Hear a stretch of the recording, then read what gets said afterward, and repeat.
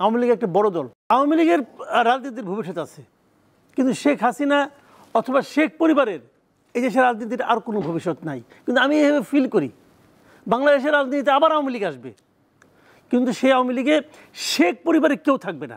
বাংলাদেশের রাজনীতিতে আবার আওয়ামী লীগ আসবে, আওয়ামী লীগ একটা বড় দল, কিন্তু সেই আওয়ামী লীগে শেখ পরিবারের কেউ থাকবে না। যদি শেখ পরিবার লোকজন থাকার চেষ্টা করে তাহলে আওয়ামী লীগের উঠতে যতদিন থাকবে তত দেরি হবে।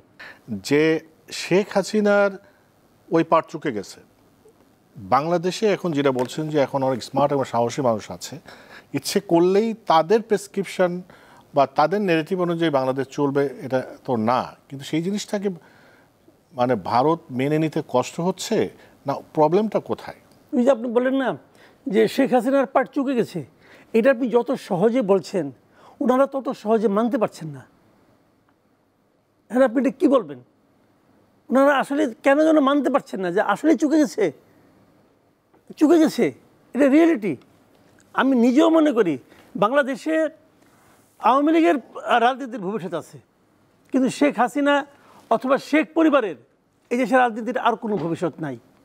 এটা আমি পার্সোনালি মনে করি। আমার মনে করে ভুল হতে পারে, আমার মনে করার মধ্যে হয়তো ইমোশন থাকতে পারে, কিন্তু আমি এভাবে ফিল করি বাংলাদেশের রাজনীতিতে আবার আওয়ামী লীগ আসবে। আওয়ামী লীগ একটা বড় দল, কিন্তু সেই আওয়ামী লীগে শেখ পরিবারের কেউ থাকবে না। যদি শেখ পরিবার লোকজন থাকার চেষ্টা করে তাহলে আওয়ামী লীগের উঠতে যতদিন থাকবে তত দেরি হবে। এটা বুঝতে হবে, এটা ভারতকে